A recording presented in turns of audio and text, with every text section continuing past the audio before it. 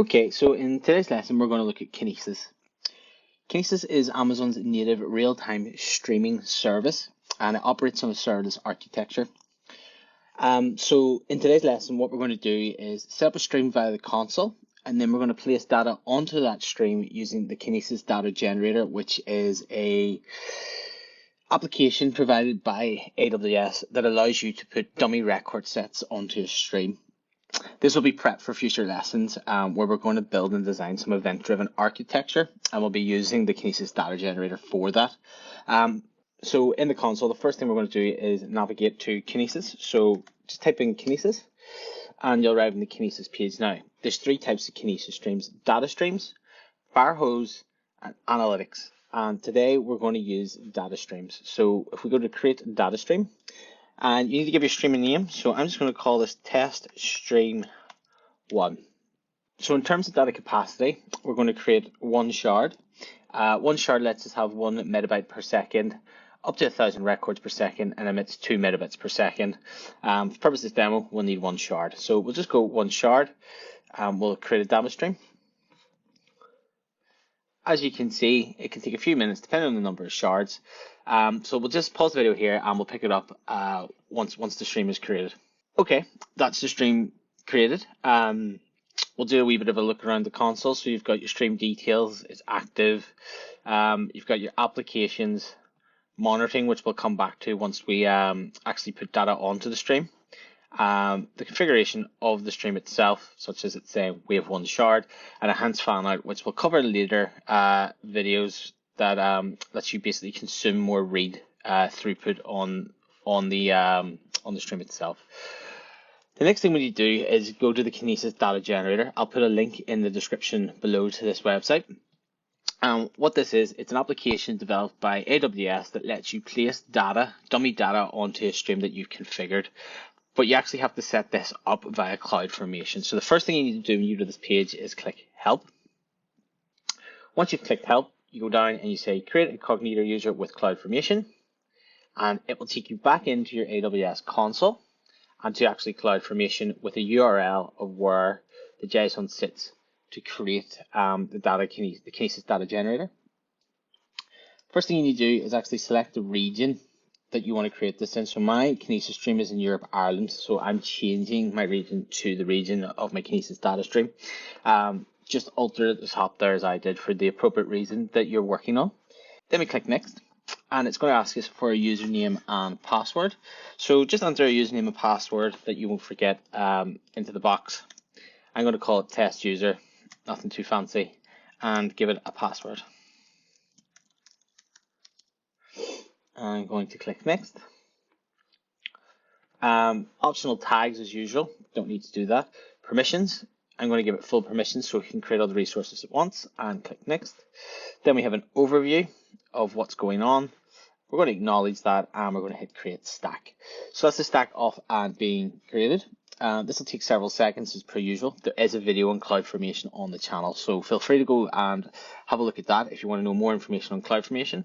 But for now, I'll just pause the video and pick it up once the stack is created. Okay, that's the generator created. That actually just took about 2 minutes in total. And as you can see, the create is complete.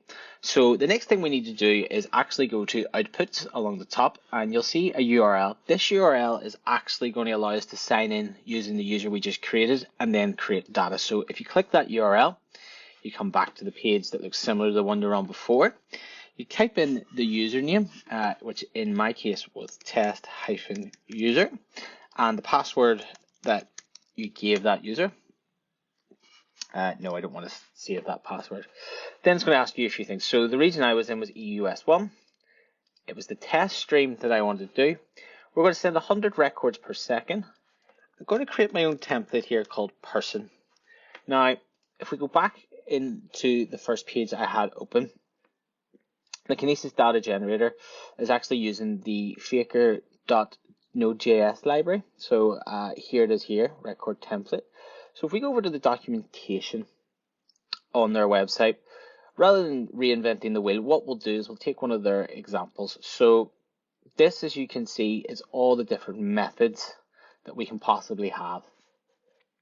So as you can see back on this page, we'll take this script for now, and we'll call this person IP address. So this would be like getting a list of people and their IP addresses.